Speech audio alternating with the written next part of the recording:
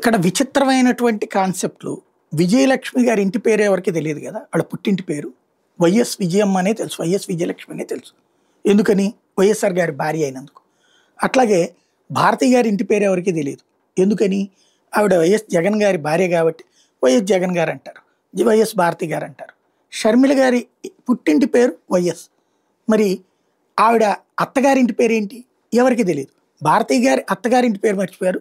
విజయలక్ష్మి గారి అత్తగారింటి పేరు మర్చిపోయారు. వాళ్ళిద్దరూ వైఎస్ అయ్యారు. కానీ వైఎస్ జగన్మోహన్ రెడ్డి గారి సోదరి వైఎస్ రాజశేఖర రెడ్డి గారి అమ్మాయి అయినటువంటి షర్మిల వచ్చేటప్పటికి వైఎస్ కాలేదు. ఇది వైఎస్ఏ ఉంచుకుంది.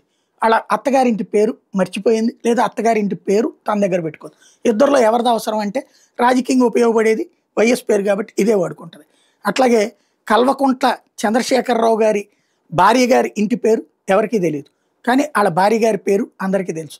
అట్లాగే కేటీఆర్ కల్వకుంట్ల తారక రామారావు గారి భార్య ఇంటి పేరు ఎవరికి తెలియదు. వాళ్ళ భార్య ఇంటి పేరుని కూడా భార్య పేరుని కూడా కేతోనే చూస్తారు, కల్వకుంట్లనే చూస్తారు.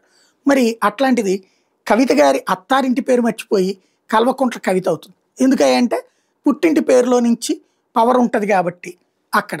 మరి ఇది కరెక్టా కాదా అంటే లేదు లేదు, అది ఎవరిష్టం వాళ్ళది. ఎవరిష్టం వాళ్ళది ఎట్ట అవుతుంది? ఇష్టం అనేటటువంటిది ఒకళ్ళకొక రకంగా ఉంటుంది. ఇప్పుడు మార్కు లిస్టులో అయితే పేరు మార్చట్లేదు. ఫస్ట్ నుంచి ఎవరింటి పేరు ఉంటే అదే ఉంటుంది, చచ్చేంత వరకు అదే ఉంటుంది. కాకపోతే పెళ్ళయ్యాక పిలిచేటటువంటి సందర్భంలో వచ్చి ఇప్పుడు నందమూరి బ్రాహ్మణి గారు నారా బ్రాహ్మణి గారు అయ్యారు. నందమూరి భువనేశ్వర్ గారు నారా భువనేశ్వర్ గారు అయ్యారు. కానీ నందమూరి సుభాషిణి గారు వాళ్ళ అత్తగారింటి పేరు చుండ్రు సుభాషిణి, నందమూరి సుభాషిణి అని పిలుస్తాం. ఏంటంటే రాజకీయాల కోసం అట్లాగే జరుగుతుంటుంది. దగ్గుబాటి పురంధేశ్వర్ గారు అయ్యారు కానీ నందమూరి పురంధేశ్వర్ గారు అవ్వలేదు కదా. ప్రాక్టికల్గా మాట్లాడండి. ఎంత ఇప్పుడు ఎందుకు చెప్పాల్సి వస్తుందంటే రాహుల్ గారి వారసులకు సంబంధించి ఇదే. నెహ్రూ గారి అమ్మాయి ఆ అత్తారింటి పేరు పెట్టుకుంది. గుడ్, అక్కడ మంచి పనే చేసిందిగా. ఫిరోజ్ గాంధీ పేరే పెట్టుకుంది. అంటే అత్తారింటి పేరే పెట్టుకుంది కదా. కాబట్టి దాన్ని గాంధీ అని అందరూ అనుకునేటట్టు టాక్టికల్గా ఉచ్చారణ తీసుకొచ్చారు. అది పక్కన పెడదాం.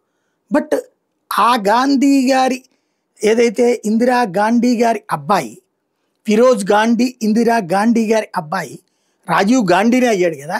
రాజీవ్ నెహ్రూ అవ్వలేదుగా. నెంబర్ 1.